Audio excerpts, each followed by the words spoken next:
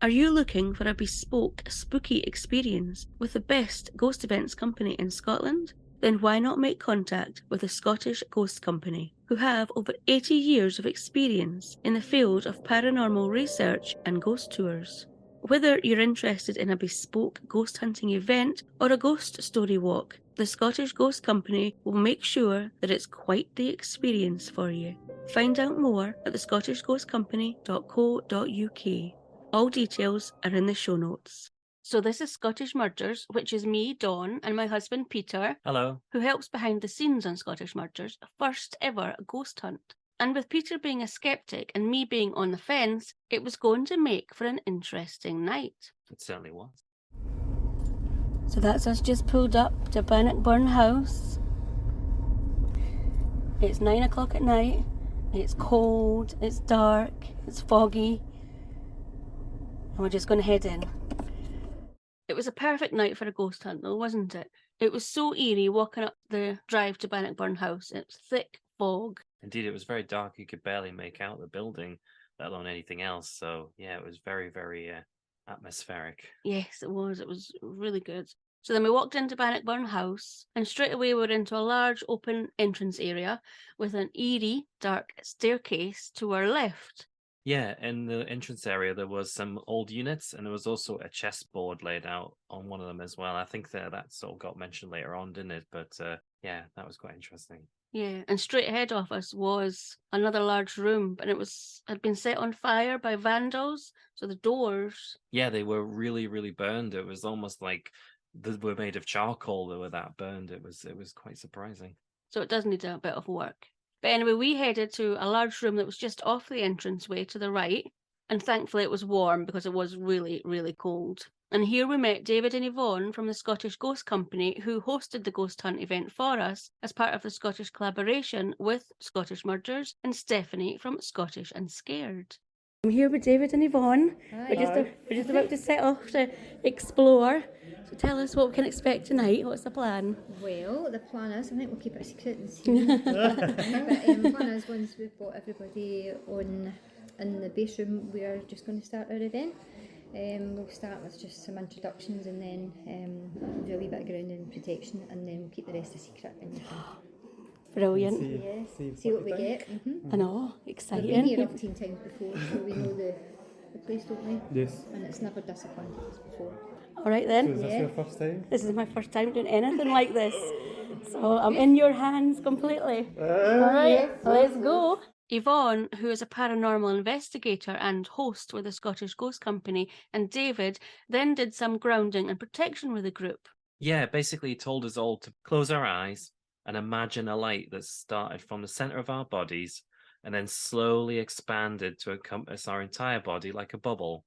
He also told us to imagine some roots that went down from the bottom of the bubble all the way down to the center of the earth to basically anchor your body. And then David, who is the lead medium with the Scottish Ghost Company, he took us on a tour of Bannockburn House that we would later be exploring in the dark, where he gave us an account of who else was in Bannockburn House with us, with the first stop being at the bottom of the staircase just off the main entrance area.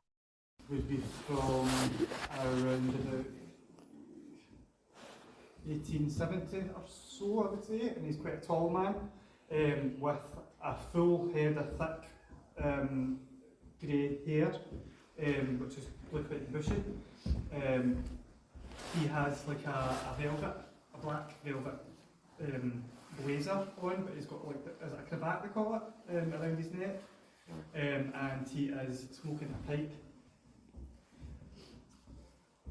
I have an older lady, probably, I would say from around about 1900-ish, walking down the stairs. She's wearing a black morning dress, one of the ones that puffs out at the back. She has her hair in a French roll, and she is being followed down the stairs with a wee Westie dog. Yes. I feel as though she is sensed and seen at times. I feel as though people who are visiting here during the day will feel they'll feel like they're not alone and being watched when they're going up and down these stairs. And I do feel as though at times people who are coming through this door, not necessarily looking that way, will think they see something moving, and they go to look and there's nothing there, and it's this lady.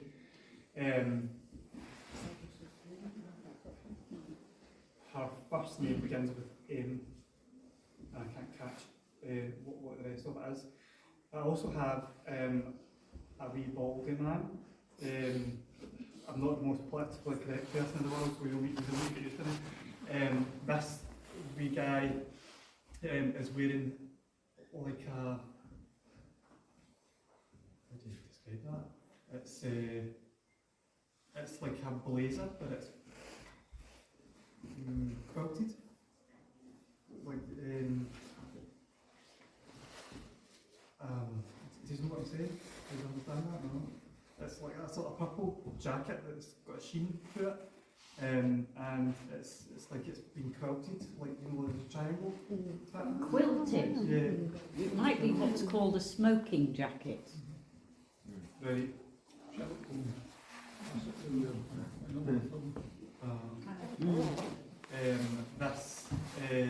This man I want to put to around about 1890, around about then, and I don't feel as though he is the owner, but I feel as though he is like a hanger-on, if you know what I mean, who pretty much used the hospitality of the family that lived here to live here, if that makes sense.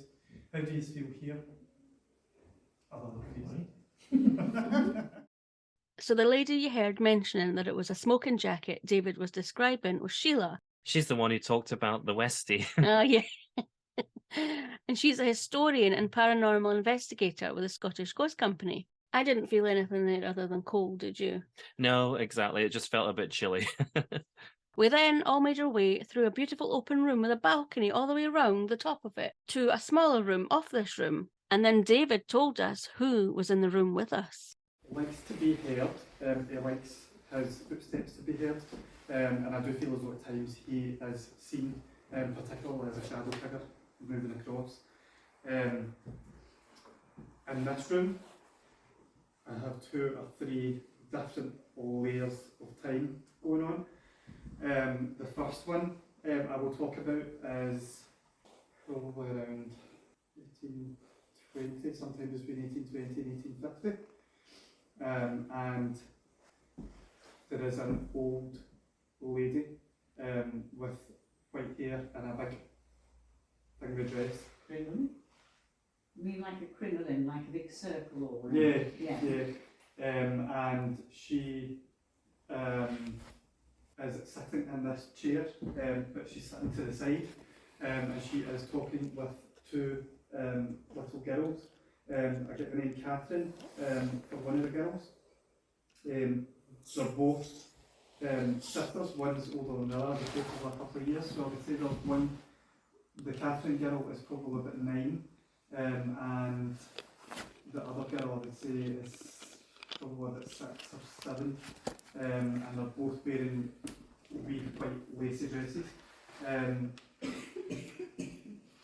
They're both running at 100 miles an hour, in and out, and I feel as though people who are visiting here during the day are going to feel this massive air moving around, and they'll also feel their clothes getting tugged.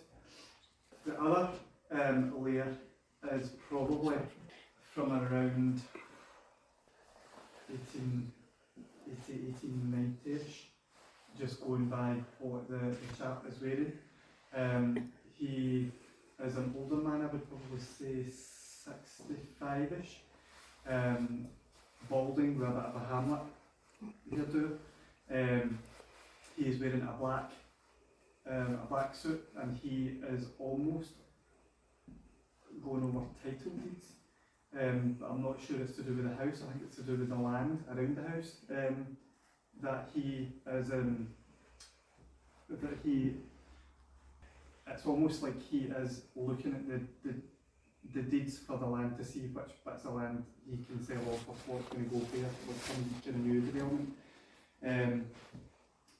The next layer of time I have is probably, I would say, 1920s, around about then. and the owner of the house is a male. He looks to be about 40, and who's that? Who's that guy? I can see him, but I can't remember his name. He looks like a Hollywood actor, very, very refined. He has dark hair that's in a side shade, and a moustache. He was extremely wealthy, like he could burn money, and he loved having parties, he loved whiskey, and he also liked smoking his cigars, and I feel as though that smelled at times. He loved having parties, and would probably have a party here every second night of the week. He would have been a very persuasive ladies man, and I feel as though he, at these parties, would be found in various rooms with various different women. I feel as though he really likes women, and will let living women know he likes them. So whether that's a hand on the bum or whether it's a stroke here, that will definitely happen. He is still very, very much here. The other thing, he had a collection of cars.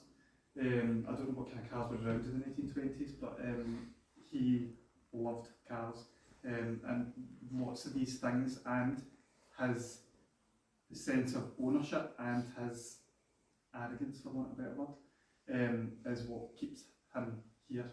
He owns it and he loves it and he's not going to let it go. So that's what I'm getting down here. Shall we move upstairs?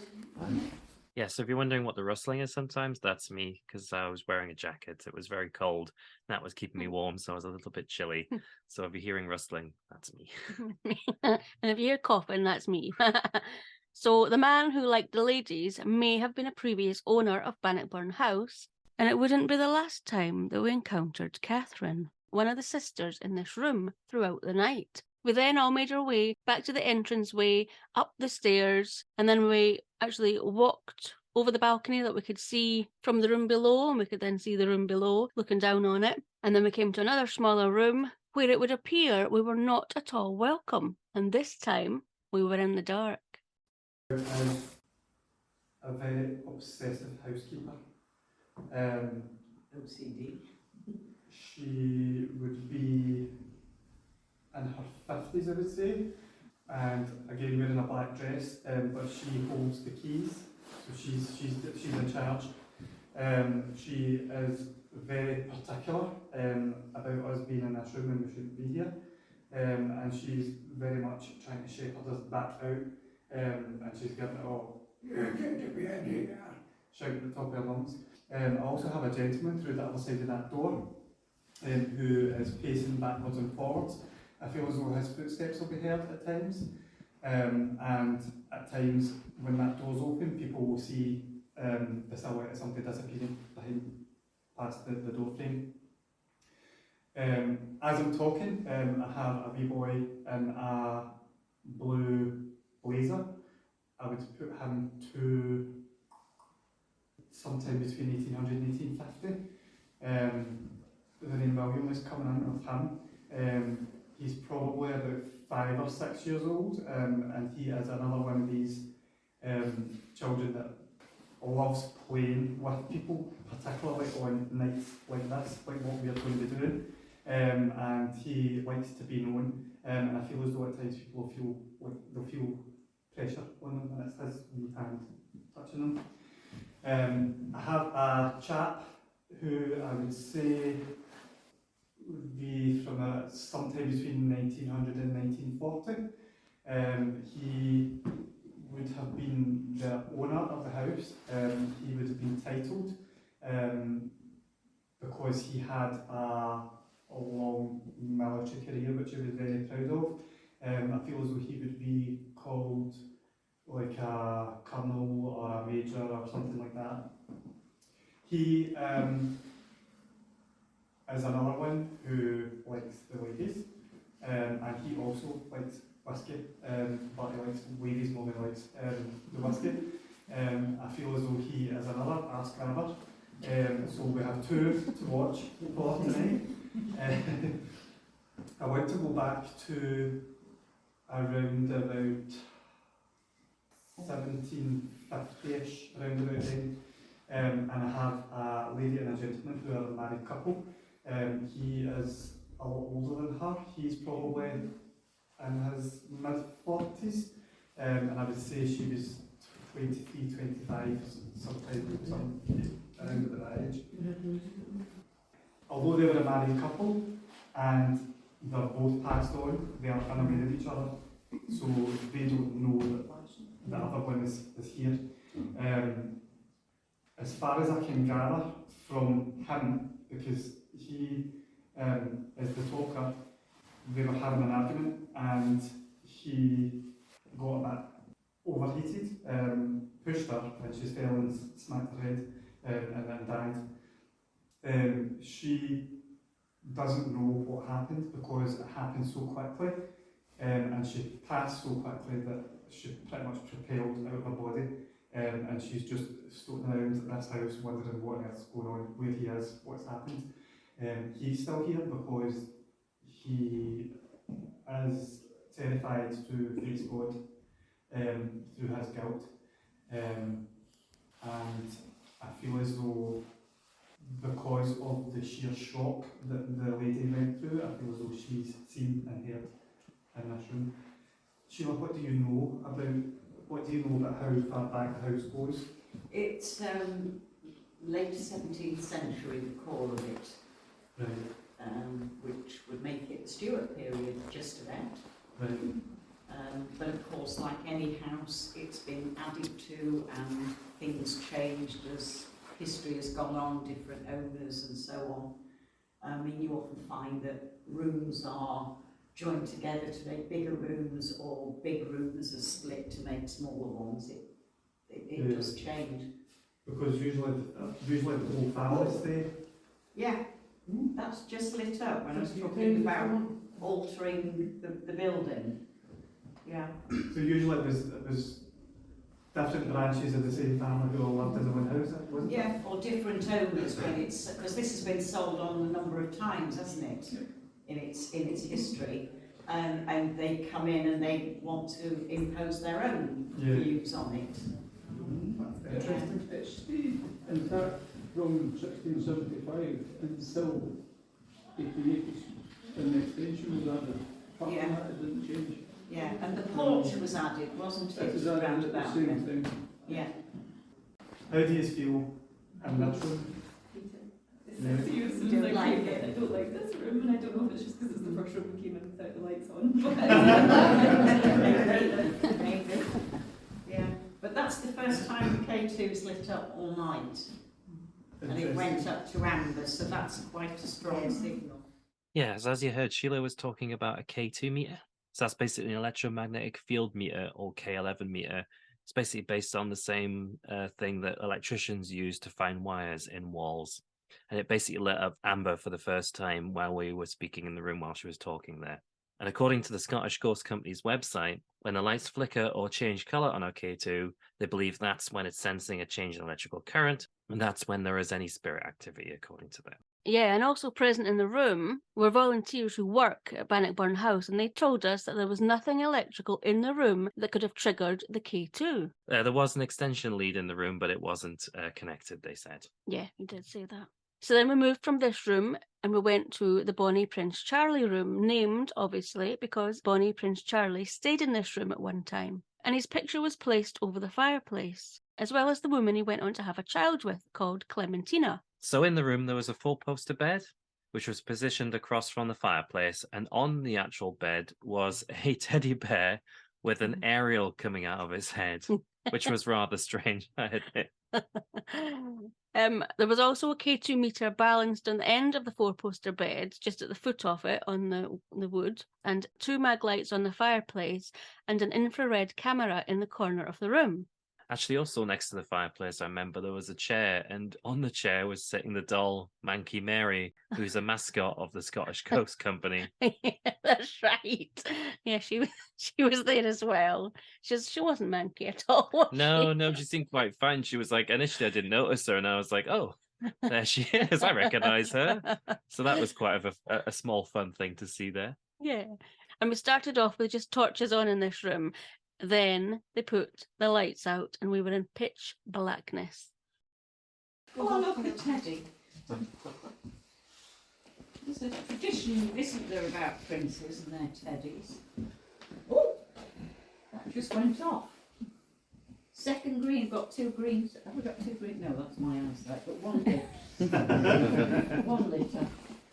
Except, of course, teddy bears weren't around at the time of Charlie. Yeah. Look, Oh, it is going on. Yeah. they'll be sleeping in this room tonight. Sheila, what do you know about this room? Well, this is supposedly where Bonnie Prince Charlie slept, and he developed a liking for one of the ladies of the house, Clementina, and She got pregnant, didn't she? She did indeed. She had a daughter. Mm. I think it was his only child. Oh, really? I think One so. legitimised child. He wasn't nice to Aye, her though, was aye. he? He used to later on, because he became an alcoholic and he used to beat her, and it was not a relationship that ended happily. Are you picking anybody up from that period, David? From Bonnie Prince Charles Yeah. period? I think so. There's a couple of the spirits we've already seen and mentioned are kind of buzzing about here. Do you remember the widow lady from the stairs? Mm-hmm. She is Yes, hovering that's just around. lit. That's just flashed. She's hovering around outside this door, and she's very focused on the opposite room. And I feel as though she is and has been seen from the outside, standing looking out the window. Oh, that's a red. And I, oh my goodness. That's going up to red. And I feel as though she is longing for someone to return from war who she knows and is in denial about that they're not coming back. And I feel as though it's her grief that's keeping her here. So I do feel as though she has been seen on the stairs, but I also feel as though she's been seen up here too. I was talking about the guy that looks like the musketeer. He, Oh, hi. Oh, the backlight. Me. Backlight. Most Alfred. Thanks for that. Thank you, Spirit. Turn it off, please. Put that light out, please. Right out, please. Keep going. Keep going. Thank you. Don't mess. no. No. So the musketeer guy, Well, it'd be more Stuart period. yeah, Yeah. around about 1690, 1700, I would say, around about then. He has not only been seen out there on the balcony, I feel as though he paces backwards and forwards outside this door. I feel as though his footsteps are heard. And another one of those situations where he's been seen just disappearing just as you go to look. The interesting thing is, he, I'll start with this other guy. So see where the red lights camera is over in the corner? I have a chap who is marching from that direction around here and has literally just plunged a knife into the stomach of this musketeer guy, who is lying dead on the floor. The chap who murdered him doesn't want to be identified. He's not showing me what he looks like, other than I know he's a big angry man who really doesn't like women, and I feel as though people will be touched in here, and there is a possibility of people being attacked in here physically. Really? Really sick, like that feeling in your mouth where you're about to be sick. Yeah. Instant come in. Yeah, just remember your bubble. Yeah. If I was you, I'd go and stand at that. Yeah, I think I'm going to. Just Yeah. to be talking from it. Yeah. I also have a young lady in the bed who is giving birth. And from what I can see, she is having a very, very difficult birth. And I think she's bleeding out. The bed is absolutely sodden with blood. And I feel as though she dies, but the baby survives. I also have another layer of time, which I would say would be... Lighting up again. This has been really active in here, isn't it? And the mag lights. Which I would say would be around 1900 around about then. And I have a very old lady in bed with what I would assume to be some kind of respiratory disease. And I feel as though she was bed bound for a long, long time. She's a lovely lady. She's still here because she was in that bed for so long. Not that bed, but the bed that was in the room. And that's another scenario where she passed over but didn't really realise because she's been ill for so long. And you probably heard me there, trying to open a bottle of juice ever so quietly, but failing miserably. Yeah, and I think everyone heard that. Bonnie Prince Charlie definitely did. So as you heard, there was quite a lot going on in that room. Lots of activity in the room. The mag lights on the fireplace came on repeatedly, and the K2 meter on the bed was flickering quite dramatically again and again. We then headed back downstairs to the cosy room for a wee heat, and where we were split up into two groups before we proceeded to do some different activities. Our group was led by Sheila, and we went to the fire room. That's right, that was the room that had the fire from the beginning, the one with the really burnt doors. Yeah, but we hadn't been in that one before. No, we'd only just passed it on the way in. Yeah, and in the room it had a digital infrared thermometer, a REM pod. So a REM pod is a radiating electromagnetism pod which radiates its own electromagnetic field. And if a spirit is near, coloured lights will flash and a shrill alarm will go off. And in theory, it's easier for spirits to use this device to communicate. Yeah, there were also trigger objects in the room, which are seemingly used to lure out the spirits and draw them out. Ours was a little chimp that laughed and rolled about the floor when it was triggered. We only had little side lights on and a couple of torches in this very large room, while we all had a go at using dowsing rods to seek answers to questions we asked. We then did another activity in this room where the four of us put on special gloves with little lights on them, and we'd put one of our fingers lightly on a glass that was on the table, and it moved in response to the questions that we asked. We were in this room for about 40 minutes, so I'm only going to play a few clips this time. So these are the dowsing rods, and these are actually my favourites. I've had some really, really good results with these. But you can either use them or you can't. They either work for you or they don't. Okay? So these are bronze, which means they're not magnetic. So they're completely straightforward. You are not actually holding the rods, you are holding the copper collars, right? So the rods move freely in those. So the one thing you want to try and avoid is body movement, because if you move your body, the rods will move. Yeah. So you need to get yourself a nice firm stance, tuck the dowsing rod, tuck your elbows, not the dowsing rods, because that wouldn't make any sense, tuck your elbows in, and try and keep yourself as still as you possibly can. Okay, so we've got them pointing, no, point them forwards, please. Point them forwards, please. You're just being awkward now. Bring that one back. If you don't, I will. Come on, put it back. Right, I will. All right.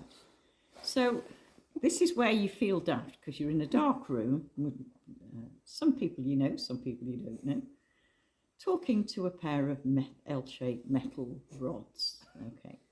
All right, so if we have any spirit that would like to talk to us, this is where I hold my breath and think, please cross the rods. Now, as you can see, this is instantly and excitingly fast. And this is how you know we're not making it up. No, don't bother having a look at everybody. What the hell's that? It's a moth. Right, okay, we have liftoff. Oh, yay. Okay, thank you, Spirit. Thank you, Spirit. Point them forwards. Never mind having a look at people. Right, point them forwards. Thank you. Spirit, if you were a male when you had a physical body, will you cross the rods, please?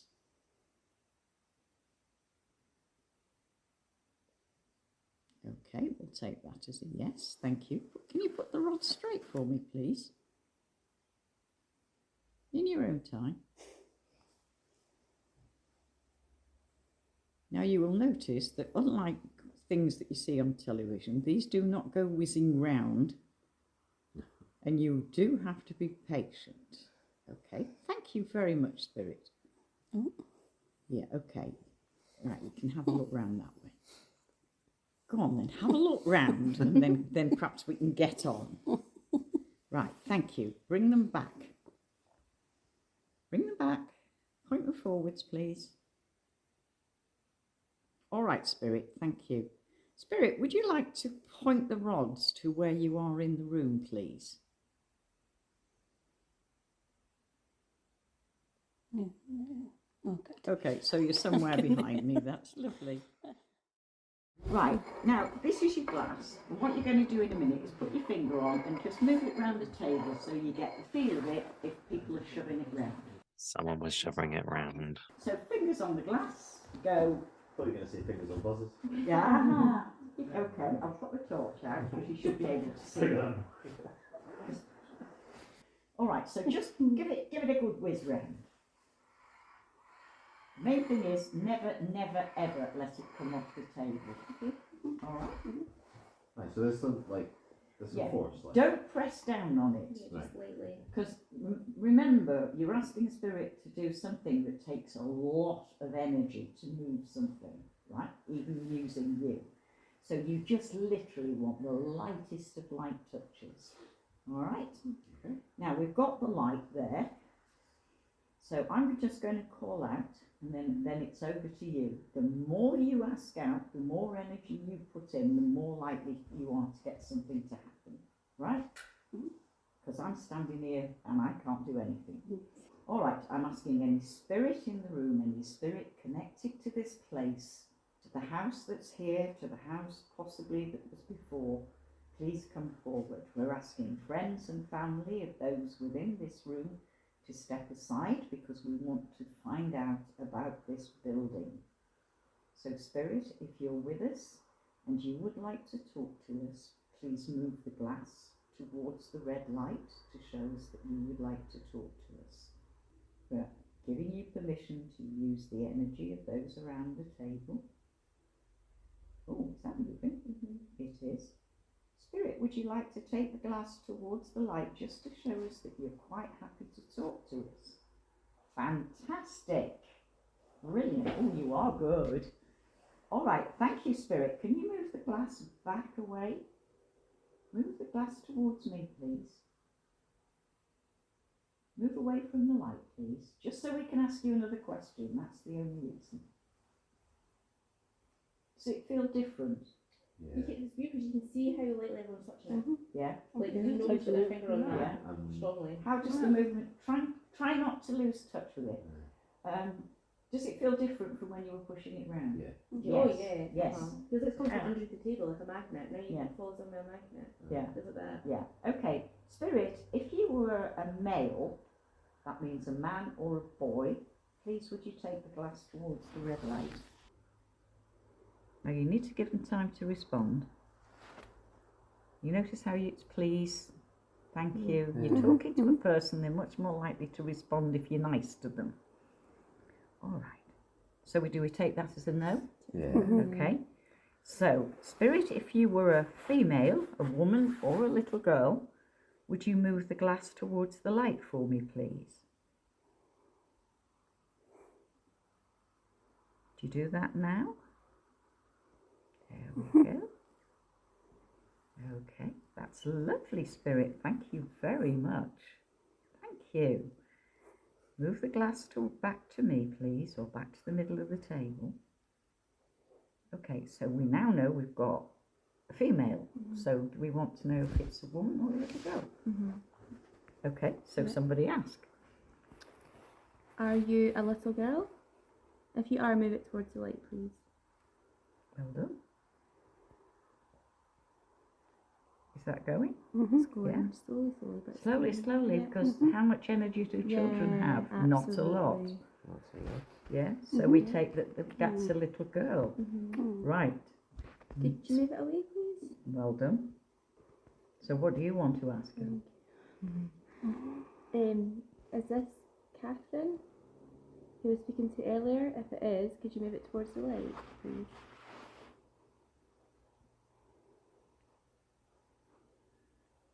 You're not in trouble, Catherine. No, you're not. You're doing such a good job. Come on, you're doing brilliantly. Well done. Come on, are you moving that glass to the light? Yeah, you are. Well done. Excellent. Okay. Well, it wasn't me, because I'm standing with my hands behind my back. That's lovely. Oh, that's good. Was that her? Catherine, was that you that just touched me on the shoulder? If it is, could you move it towards the light, please? I think you might find she stays with you. Oh, She's obviously... Thank you, Catherine. Could you move it Thank you. away, please, from the light? Would you like to move into the library and try some transfiguration? So Peter and I both tried the dowsing rods, and I couldn't get it to work at all. Peter, how did you get on? Yeah, I thought they were quite interesting. I've heard of dowsing rods before, and was always intrigued how much control a person might have over them. So when I first grabbed them, I kind of couldn't get them to do much. They kind of just did their own thing. But eventually, I just was holding them for a bit, and then I could sort of almost get them to do what I wanted when I wanted, and then got a bit better at it. So yeah, I was able to get them to cross. I was actually having fun with Dawn. I was saying, "Oh look, let's ask a question. Oh look, it's crossing. Oh, it's crossing." Or get them to uncross on at will. So yeah, I had a lot more control over the dowsing rods than I'd expected. Even though you're not holding the rods, as Sheila says, you're holding these sort of like bits that go around them. So, but yeah, I could almost get them to cross at will, which was quite interesting. And what about us placing our fingers on the glass? There was 4 of us that did it. We didn't know the other people, the other 2 people that were there. They came through Stefanie. Yeah, that's right. Yeah, so we didn't know them at all. And I wasn't moving the glass. No, neither was I. I was moving my finger a little bit on the glass at all times. So like it was very loose, very, as she said, very delicate. So I wasn't moving the glass at all either. I could see my finger moving differently to the glass, so it was definitely not me moving it. Yeah. But we suspect somebody was. Yes, I was watching very carefully. Being the skeptic that I am, my eyes are glued on everyone's finger, and there was one particular finger that moved with the glass every single time. So it wasn't Dawn and it wasn't myself, let's say. So the next thing we did, like you said, we went to the library to try some transfiguration, and I went first. So let's see how it went. Right, now the thing is, you hold this under your chin, and we'll position your head, and then everybody else is going to squint at you, and we're going to see if a spirit will come and overlay. Now, sometimes this works, sometimes it doesn't. The one thing you've got to remember is if we suddenly go, ooh, look at those piggy eyes, or that's a magnificent beard and you're a lady, it can be a bit disconcerting. But please remember that whatever comments are made are not about you personally, it's about what we're seeing. Okay? Who'd like to go first? Don't rush at once. You would? Yeah. Oh, brilliant. Well done. Just keep your head put absolutely still. Tilt it forward just a little bit. That's great. Now close your eyes and keep your face as still as you possibly can. Okay. So we're asking any spirit in the room. Now if you half squint at the face and just don't stare, because otherwise you'll go cross-eyed. Okay, we're asking if any spirit would like to come forward and show yourself by imposing your features over the features of the lady sitting there. Now, if you call out, if you can see anything. I'm seeing something, but I'm not going to say anything until I see if any of you can see anything. Now, Spirit, can you open your eyes and look at us? Your eyes are shut, aren't they? Mm-hmm. Yeah. Spirit, will you open your eyes and look at us, please? That can be a bit scary if you're sitting right in front. Are we seeing a man's face or a woman's face? A man. Definitely. Okay. Clean shaven or with a beard? Or any facial hair? I think with the Bit of a moustache, Yeah. yes. Spirit, can you look at us? Can you open your eye? Oh gosh, yeah. Oh no, yeah. Yeah. My goodness. That's really interesting. That's very definitely a more masculine face, isn't it? Anybody want to say anything? I don't know what to say. Is your left eye open? Yeah. No. Doesn't No, it? her eyes are firmly shut. Shut. It But- looks like there's a... But then it's like they open and then close again. Yeah, there's like Yeah. two eyes that open, yeah. Yeah. Yeah. Wow. Oh shit, yeah, I see that. Can you see? Oh, wow. Oh, Yeah? I didn't see. Yeah. You can see that. You can't see No, it. no, no, I just saw that. You look like Just a, saw what? you look a completely different person. What did you see? Her left eye Yeah. is open and it's kind of looking about. Yeah. That's quite scary. That's horrible. Yeah. Dislike. Not you, but like. So yeah, I wanted to see and somebody else did it after me, but I couldn't see anything. I wanted to see something, but I didn't see anything at all. What did you see when you were looking at me? Yeah, so what actually the setup was is there was basically a light, probably like the back of a bicycle, basically the red light, and she would hold it under her chin and it would light up from the bottom with this red light. Mm. So I'm watching, not saying anything, but I'm seeing like that sort of dark sort of shadow, below her nose, kind of like the mustache that the others were describing, probably from the light from the lips being, casting a shadow upwards, which is obviously really unusual. You would normally see that. But Peter was thinking, she's got a moustache anyway. Yeah, There's nothing strange exactly. there. I was thinking it's just showing what's there. It's just showing what's there. But the eyes thing. So what do you think that was? Yeah, that was interesting when she said that. 'Cause I did have my eyes shut the whole time. She did, yeah. Dawn genuinely did. You could see that her eyes were closed, but her left eye. I was thinking when they said that, I was like, oh, I do see something. So, what I think I'm seeing, so her eyes shut, but just like near the end of the clip that time, she was like, I think she was maybe looking in a particular direction with her eyes closed, and I think the light was kind of almost shining through her eyelid, so we could almost see the pupil in her eye through the eyelid almost. And it was just this moment where you're like, yeah, you could almost see what looked like an open eye, but like very, very closed, like a very sort of, half closed eye, not fully open, but not fully closed either. And the pupil of it almost into the corner of her eye. And that was just because her eyes darting around while she's got her eyes closed, more than likely. But that was certainly the strangest thing, and that was certainly what the others were describing as well. So that was quite interesting to see the light up a face like that, a face that I'm quite used to, and you're not seeing it in that way normally with this red light. No, I didn't see anything at all. Disappointed, but it was good fun. And then we went and had a break again, back to the cosy room for another wee heat and a cup of tea, and we had a chance to find out what others in the group had experienced so far. Caroline being herself in the room, she was talking about the spirit box was going off and on when she was telling it to stop and come back on again. The REM pod was going off and the torches, wasn't it, in the room we were in? The mag lights, is that what they it's were going called? off and on the mantelpiece. But I've not really felt anything crazy yet. I've just felt like cold, that kind of stuff, shivers. So when the other group had been in the Prince Charlie room, they'd been using an Echo Vox, which according to the Scottish Ghost Company website is an app able to be purchased for iPhone or Android, but is similar to a spirit box, as voices and or words can be heard. However, the software uses the speaker and microphone on your device at the same time, which allegedly creates a feedback loop. And the software then manipulates this using different speeds, echoes, and delays, resulting in the sound of disembodied voices.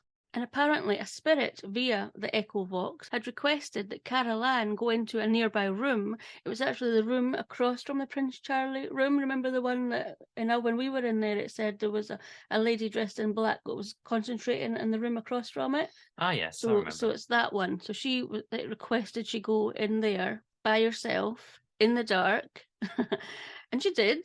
And she said she managed to get the spirit to turn the spirit box on and off when she asked it to. But I would not be standing in there by myself in the dark.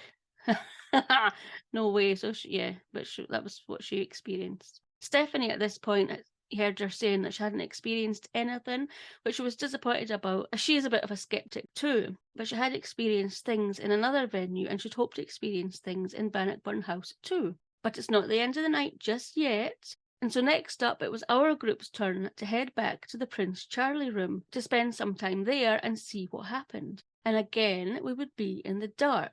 Now, we did spend quite a long time here, didn't we? It was about... Yes, yeah, it was a while ago. Yeah, it was nearly an hour. So I'm just going to play a few clips again. Right, Spirit, I'm back. Are you though? That is the question. So we're just going to introduce ourselves so you know what it's going to be like. And if you want to talk to us, you can put the wee torches back on for us. Right, Spirit, you ken me as Grant, I'm back. Nice to see you again. Hopefully you're still here, all 10 of you. That you told me. I'm going to hold on to the bed. Just say your name. Owen. Introduce yourself. Hello. What's up? My name's Owen. Hi, my name's Sophie. My name's Dawn. Hello, my name's Peter. Hi Spirit, I'm Stacey and it's my first time here, so I am excited to see what you've got in store. Likewise. Yep. Agreed. Who's in the corner? Hi Spirit, I'm Alistair. I've been here many times and had some great experience in this room. Hi, I'm Paul. Is this your first time here, Paul? No, I'm a volunteer. Oh, look Spirit, look at that, you've got somebody else you know. So if you want to talk to Paul, or myself or Alistair, you can talk to us, or if you'd like to talk to some of the newbies, you can talk to them. Go on then Spirit, see, we've introduced ourselves. I've been here before, so you know me, and Alistair's here all the time, so you know Alistair. So we've got 5 people that have never been here before, and they all want to say hello to you. So we want you to come back and say hello to us again. So the candles are still here. Do you want to try and put the candles back on for us? What is that thumping noise? Yeah, is it above? It sounds, I don't know. Alistair? It sounds like in the schoolroom, which is above us. Right, come on in, spirits. If you are up the stairs, can you hear me down here? Come down, come on. We just heard you a second ago. Oh, that was weird. With the mirrors where I'm standing, and when I was talking about the window, it was like somebody had walked past the window, but I don't know if it might have been you. That would be. I'm just. Go on. I'm just standing. Like, move. No, it definitely wasn't you. That was weird. Anyway, Spirit, if that's you that's walking about, because I definitely just saw something in the mirror, but it was reflected on this side, keep walking about. Make sure everybody else can see you as well. Do a little walkabout like what you done earlier, so everybody knows that you're here. You were touching a few of the women earlier. You all went down the stairs with Sheila.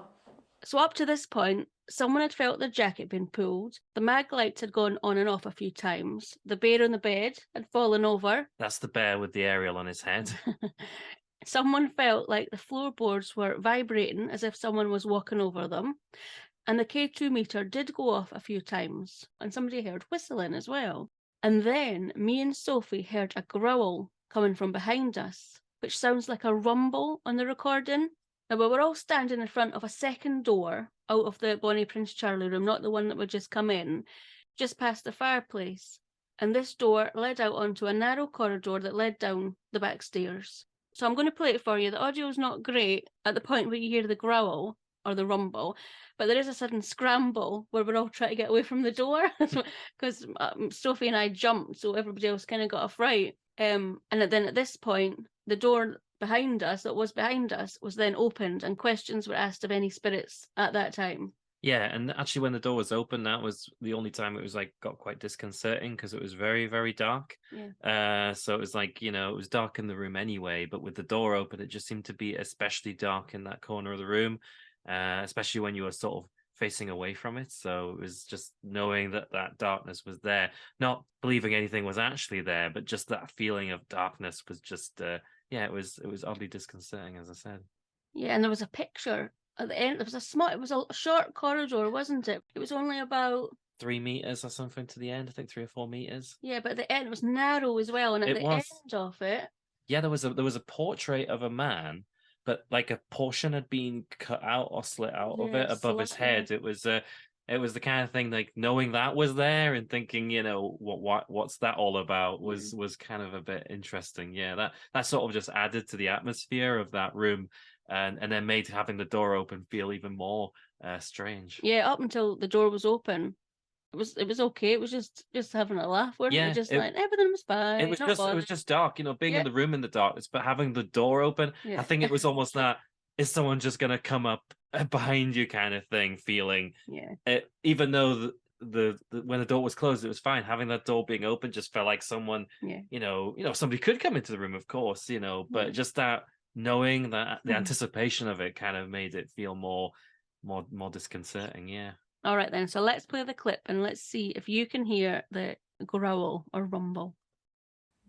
It's like footsteps. I would say this room has got light since we came in, apart from the corner road by the door there, which is pitch black. Okay, I can see your outline now, which you didn't earlier. The door just past the fireplace. It's pitch black over there. Actually, to be fair, behind you it has got really dark. Oh, shut up. What was that? What was that? What was that? Was that a grill? That was a grill. Oh my god, what was that? Is there a No, but there's a camera right behind us.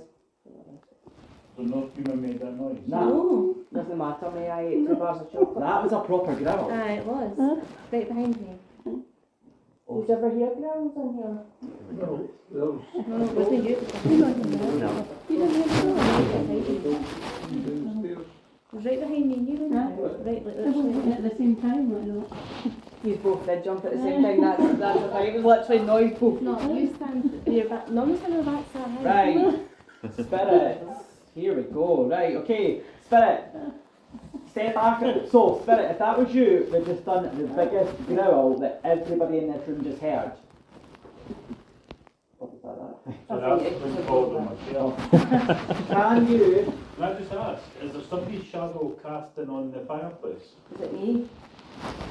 Is it me? What's your hands? There's somebody else. Me. Aye, it is. Me? It might be me from the camera. I think it is. It's just that when I uploaded that light came on. Oh. Right, Spirit, if that was you that done the biggest growl that we all heard, can you do it again?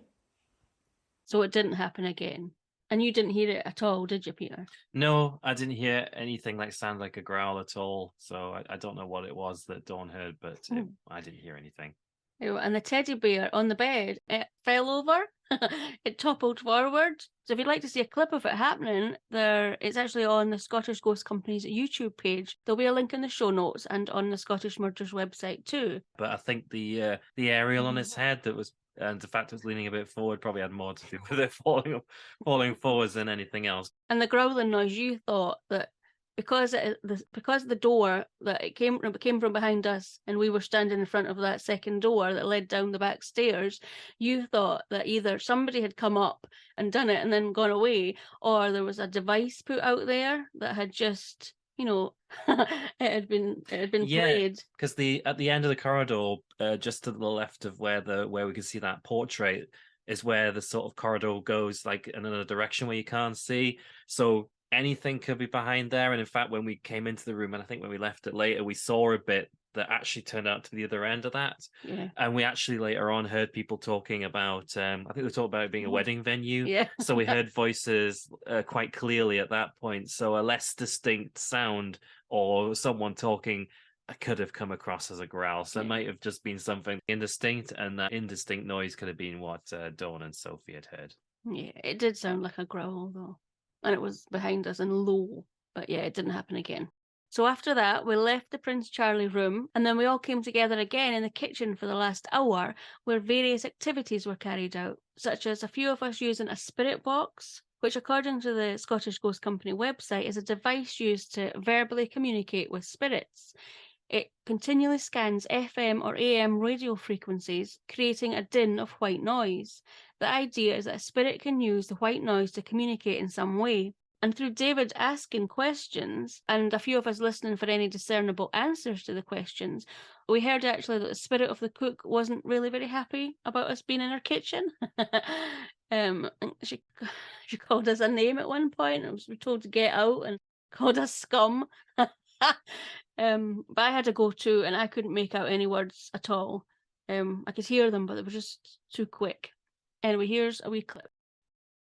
Okay, Spirit, so we're going to try this experiment, and we're looking to see if you can help us. What we're going to do is ask you some questions about yourself and the house, and we want to see if you can answer those questions, but through this machine that I'm pointing to now. And that machine scans all the radio frequencies, and you can pick words out of those stations that it's scanning and answer to these questions. So I'm going to start now. What's the name of this house? Clementine. Amazing. What year is it? January. When was the house built? That's deliberate, absolutely. Do you know who Alexander Wilson is? Auntie. What's the name of the family who live here? Yes. You. Hi. So once again, Spirit, what year is it? All right. Straight away, I know who that is. Yeah. Good. Okay. Scum. Charming. Very good. People. Coming people. Get out. For me. Okay, last one. Who built Bannockburn House? Sorry. What are they doing? So that was what we heard. But I didn't hear anything at all, but you heard something, didn't you, when you did it? When you put your headphones on, what did you hear? Yeah, initially. So we were just setting up, I think Dawn was being helped out with the headphones, and they were just setting up the others. But I put my headphones on right away, and they sent it scanning. And I could have heard, the only time I actually heard something really was when no one else was listening. And I definitely heard distinctly David, which is obviously the name of the medium who was there. Now, I didn't say anything at the time because I was like, nobody else is listening, so nobody's going to believe this. And I thought it might have freaked him out.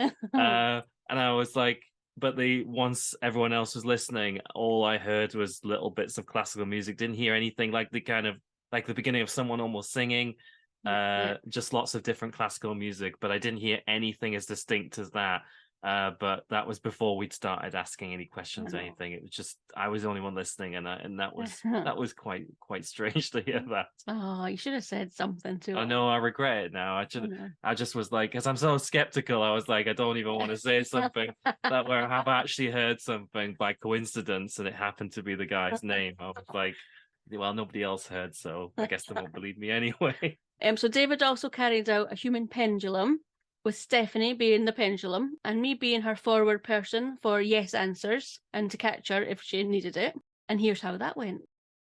So we're going to do the human pendulum next, so that involves 3 people. So you'll have one person here who will be yes, then you'll have one person here who will be no, and then there will be somebody in the middle who will move backwards and forwards against your will. Right, so we need a middle person, and I think Stefanie. Okay. I knew it was coming. I was super dubious of this. So just trust that these two are going to catch you. So just close your eyes and relax, and we shall see how we get on, right? Okay, if there's any spirit people here, can you please come forward? We would like to try and speak with you, find out a bit about you. We don't mean any harm or any disrespect whatsoever. My friend Stefanie has kindly offered to be your tool. If you can move her forwards for yes or backwards for no, an answer to these questions for me, please. Okay. Is there a spirit person with us? Thank you. That was a slight yes. Did anyone see it? Yeah, Yeah. Can you tell me, are you a lady? Okay, thank you. Can you tell me, do you work here? Okay, thank you. Do you live here? Okay, thank you. So it's a female who lives here.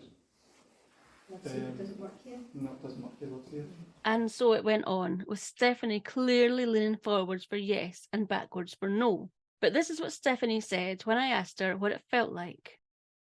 Well, it felt like I was in a wee. It actually felt like I was like in a wee trance. Like but I couldn't physically feel myself move. I was just kind of. I didn't feel like I was rocking. No, it's weird because you broke away. That's why I was like opening my eyes and I was like, I'm actually moving. But that was actually quite cool. I like that. And she was moving. I mean, even standing in front of her, I could see her coming towards me regularly. So she was moving. What did you see watching? Yeah. I mean, she was definitely, it wasn't just a tiny subtle movement you couldn't see. She was moving forward enough, that you would know which way she was going. Yeah. And somebody else took part. Carol Ann had a go as being the pendulum afterwards, and she was definitely moving as well, and she could feel it in her calves. She knew she was moving. Yeah, she did. She was aware of being moving, but she wasn't sort of like deciding to do it in any particular way. But she definitely was aware she was moving. Yeah, that's right.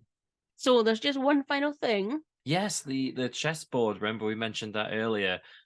Seemingly when someone else had gone past it earlier on in the evening, they'd noticed that the board had rotated. I think it was like almost 90 degrees. So it was originally square, but now it was pointing the other way. And I think a couple of the pieces were either missing or had been moved. So yeah, I'm guessing that had happened some point in the evening. But you took a photo of it at that point, yeah, didn't you? Once it was put back, I actually took a photograph of it so we could see if it had changed again. But unfortunately, later on, I took another picture and there was no difference between the two. So once I'd done that, that was it. It didn't change after that. I tried. Here's what a couple of other people thought. Yeah, really fascinating, fun, and informative. I thought tonight was very good, and I thought we had some really good activity, and it was interesting how all of the groups working in different areas all experienced different types of activity, rather than you would expect both groups to experience the same in the relevant area, but they didn't. So there was a lot of physical things and a lot of audible things tonight, which was really good, because they're my favourite. So it was really good. Did you think it was good? I agree with Alistair from Bannockburn. I think it was a wee bit quieter than what it was the last time I was here.